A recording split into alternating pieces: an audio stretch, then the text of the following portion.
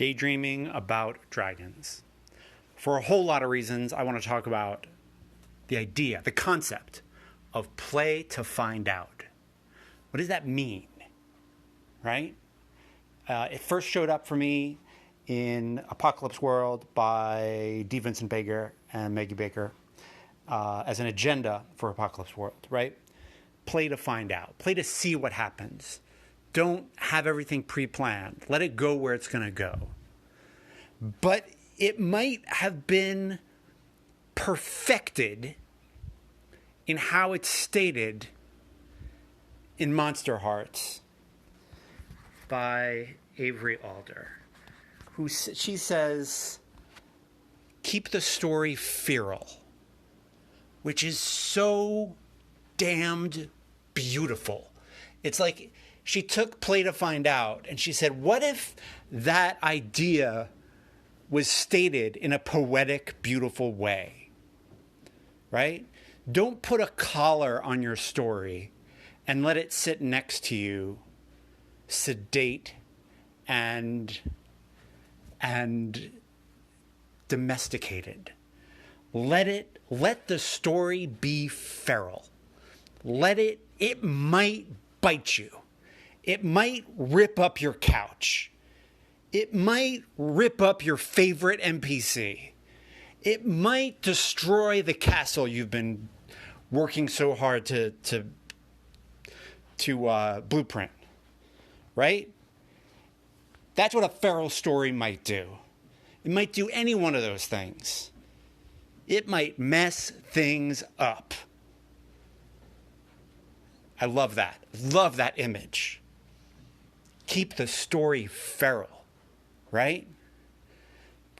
And in Monster Hearts 2, I really recommend you check it out. It's got a beautiful description of it, of what a feral story means. You know, little things you'll do to keep a story domesticated. Oh, you fudge a die roll, you don't go to the rules, you tell a player what to do and how their character feels, because you've got to keep the story on a leash. Let it go. Let it go. Why do I like to let it go? Let's talk about that. And let's talk about genre expectations, because I feel like these things, they're a little bit linked, right? The cool thing about playing in different genres with role-playing games, to me, is that on one hand, we all know the rules, we know the narratives, so we can play within them to a degree, right? If you're playing in a heist, we know the rules to a heist, so we can kind of play within them. But the coolest thing about playing in this medium, is once the dice hit the table, if the story is feral, you don't know where it's going to go. So it could go places that you've never seen a piece of genre fiction go. It could just... The pacing could be different. The pacing could almost feel off and uncomfortable and weird. And I love that. I love that. I see that I've been... My latest addiction is going on Reddit, especially the D&D forum, and the subreddit, and looking at posts from first-time DMs, you know, and looking at like where different places where people are scared. And I see a lot of things like, hey, what if they kill the big bad guy in one round? How cool is that? I love that. I love it. I love when something happens, I'm just like, I didn't see that coming. I love whenever that happens. It's fantastic. Because I'm playing to find out. As the GM, I want to be surprised. And very often, I'm surprised by how my players decide to go at something. But then I'm also surprised by how the system interacts with what they do, which just leaves me straight up surprised and in kind of a state of glee, really, at the way the whole thing is shaking out. I love that. I love setting up the game as interesting questions rather than answers. Right? Have your questions set, but don't set the answers. And the questions can be leading, right? You know, you can ask leading questions that assume things. Hey, when you spent the night in the crypt when you were becoming, going from being a squire to a knight, who was with you in the crypt? You could always keep one person with you. Who stayed with you in the crypt, and what did you talk about that night? Boom, right? I'm not saying, hey, what did it look like when you became a squire to a knight? Because maybe the player is uncomfortable coming up with something like that. But if I tell them, hey, in this order of knights, but why don't we say you have to spend a night in the crypt with all the ghosts of the former knights? Oh, that's cool. Cool. Well, what happened to you? Did a ghost talk to you? Give them something. You can give them something. Keep things feral.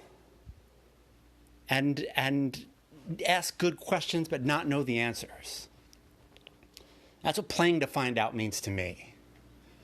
Now, it becomes difficult when you've got big set pieces that you kind of want to hit. And then things get difficult. Do I have good advice for that? Nope. That's not the way I prefer to play. If you've got good advice for it, I'd love to hear. How do you get players there? Because I know what I would do. If I had a huge set piece, right? If I loved doing arts and crafts, which I do not, I'm more of the let's make an ugly map with a bunch of arrows type of guy, right? And describe things. But let's say I went all arts and crafts and I made this huge castle. I spent weeks on it and I painted it and I painted the minis and I did this thing and the players are like, hey, we're going around. We're not going to that castle. Would I railroad them? No. I would say, mother effers, I spent 3 weeks making this castle. Could you just go in the damn castle? There's a cool fight there. I mean, that's what I would do. But I know that's not how everyone would do it. So if you've got a way you do it, I'd love to hear about it. Play to find out. I love it. And it's not that I didn't play to find out before Apocalypse World. I think that's the cool thing that Meg and Vincent did, is they looked at the tools in the toolbox that I had been playing. That's the way I had been playing for ages. And they named them. Right? So I'm like, oh, that's right. This thing I've been using my whole life. Yeah, we could call it a screwdriver. That's a great name for it. Sure. And then it becomes easier to pull out of the toolbox or easier to notice that I'm using it. It makes it easier to pick up on your patterns and what you like to do. I remember when we first started playing Apocalypse World, I was also running a Burning Wheel game. And I was telling my friend about it. And in the Burning Wheel game, an NPC died. And there's a thing in Apocalypse World that says keep your NPCs in the crosshairs, which means that they can die at any time, right? NPCs, everything can kind of get destroyed in Apocalypse World. And so an NPC died in the Burning Wheel game. My friend was like, NPC in the crosshairs. And I was like, yeah, that's absolutely true. Like a lot of the things I do in an Apocalypse World game, I also do in a Burning Wheel game. Because these ideas aren't new to Apocalypse World. Stating them as agendas is new to me. And naming them as such, I think is a brilliant new move. Because now I can pay attention to when I do things. Once you name your tools, you can pay attention to when you use them and how often you use them. Hey, you know what? I'm putting a lot of NPCs in the crosshairs. This guy doesn't need to die, right? You can notice your patterns. Because that's something that people will do, especially when they get tired or when they're improvising, they're going off the cuff a little bit. You'll fall back on comfortable things. So if you name the things that you do, you'll pick up on your patterns and you can break your patterns and keep the story feral. Play to find out. Love it.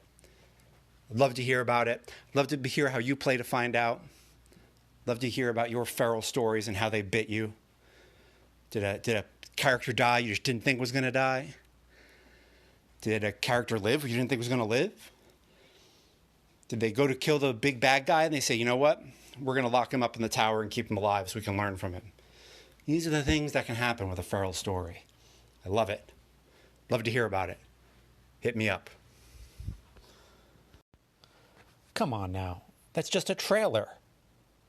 You can't have an inspiration go for a trailer. Can you? Okay, you can. You can. Matter of fact, how about this? Trailers are awesome for inspiration goading, right?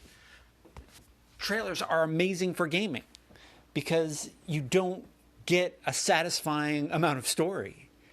So you can play the trailer and then go from there, right? Especially before a movie comes out. Say, hey, folks, this is what we'd like to play. What do y'all think? And then you play what you imagine the movie's going to be. Or play something adjacent to it, or whatever. Trailers are rocking for that. So beyond that, this is the new Green Knight trailer that has come out. And it is really moody and really cool. And there's one little moment that I think is worth talking about in game. And that's where you're watching the story of the Green Knight get played out as a puppet show for kids. And that's a really tight tool to use. It's really awesome. I've done it. I've used it. Right?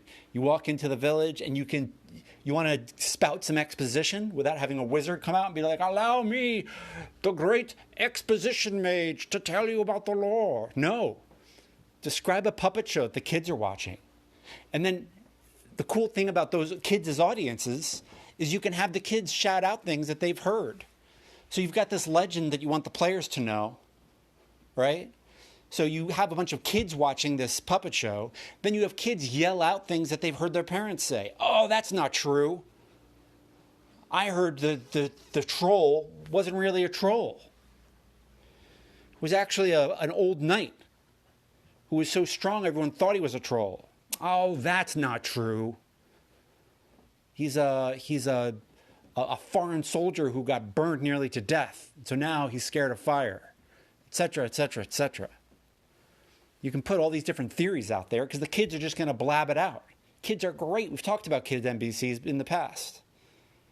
So I want to talk about that tool, having media in your game, having art in the game world to say something about the game world, which is exactly what art is supposed to do. Art is supposed to say something about the world. So I remember in a Lady Blackbird game, I had, at one point they were in an opera house and they watched an opera being performed about the tragedy of Lady Blackbird. Boom. Say something about what's going on in the world. Say something about the characters. Reflect them in some weird way. I'm also reminded of the episode of Avatar: The Last Airbender, where the characters watched a play about themselves and they got to see what everyone got right and everyone got wrong. And it was a cool way to kind of poke at everyone's issues. And anyway, that was my takeaway from the moody, beautiful, amazing trailer for The Green Knight, which I will have a link to in the show notes. And I don't think this is going to be the last trailer I throw on here. Trailers are a really good tool. I'm surprised we don't use them more. I really am. Just like, hey, what do you imagine this is going to be about? Let's make characters in a system that we think works for this trailer, is genre and appropriate. And let's play what we think it's going to be about. And then the even cooler thing is then you can go and you can go to the movie and see what it really was. Because you're just guessing. You know, was your game better? So I know, I played, I heard that George R.R. Martin was going to be putting out a bunch of short stories for a series, a part of Westerosi history from Game of Thrones, 200 years before the TV show, called The Targaryen Civil War. And I was like, I am playing that. So my dad was a huge Game of Thrones fan, and he and the folks he lived with, his buddies, they would just binge watch Game of Thrones. So I ran a game for them where they got to play the Stark family during the Targaryen Civil War. Now, in the short stories, the Stark family sat it out. We're like, no, we're not dealing with this. In this, they didn't, obviously. They marched, and they took sides. It was super cool. Now, it definitely made me not like the short stories because our story was just, for a lot of reasons, I thought it was better. I just thought it was more fun. We had a lot more fun with parallels. We had a successful wedding at the Frey's Castle, which I just thought everybody thought was funny. So anyway, book blurbs, trailers, these are good tools for gaming. If you ever used a book blurb or a trailer, let me know. Let me know what you thought, how it worked, what you did with it. And if you've ever had art or plays or puppet shows or mimes reflecting the world back at the players, let me know how that worked out for you too. I'd love to hear about it. That sounds interesting. Okay? Sounds good. Let's get to the outro. Thank you for listening to the show. If you would like to support this show, you can do so in a few ways. I'm gonna offer 3. I'm sure there are more. The first one is you can hit the support this show button that is in the show notes, and you can send me some money. That'd be great. I'd appreciate that. You can purchase a copy of the Dictionary of Mu, which is my sorcerer setting book about science fantasy Mars. If that sounds like your jam, pick it up, spread it on your bread, see if it's jelly. And you can send me a tweet, send me a toot, send me an email, get on the Anchor app and send me a voicemail, whatever you've got. And let me know what's going on at your gaming table as it relates to things we talk about here. Okay? I would love to continue the conversation, and I will, if I can, when I can, I'll put it on a Wednesday reply show and talk it out a little bit. I like hearing from you all. It's really nice. So I have been supported, and I've been getting money from folks, and it's really been splendid. So I want to let you know what I've done with that money. I let it accrue for a while. And then when it was up to a certain amount, I went to Patreon and I supported some folks in the community who I thought really were really well worth supporting. So I will have links to all of the Patreons that I am supporting now. And they are the Indie Game Reading Club. And I've got Margaret Killjoy and Rose Bailey and Questing Beast and John Harper and the Madjay Zero Hustle. And did I say Daniel Kwan? Well, Daniel Kwan's in there. And I'll have a link to all of them. And I hope, if that's your thing, supporting artists is your thing, then jump on there and support them. And if not, I just wanted you to know when you support me, that's one of the ways I'm going to handle that money, is I'm going to go out and I'm going to try to support other people in the community. So that's what I'm doing with it. For now, and if it should grow to greater numbers, we'll figure out other ways to do it, make the world a little bit better. And that's the show. I hope you've gone through the winter well, and spring is springing at this point. The show is going to go out in about 3 weeks, so by then I hope it's a little bit warmer up here. And I hope wherever you are, you've gotten through the dark part of the year if you're in the same hemisphere as me. And looking forward to it getting a bit brighter. I will see you next Sunday. All right? Have good gaming, ingest some good media, and we'll talk then.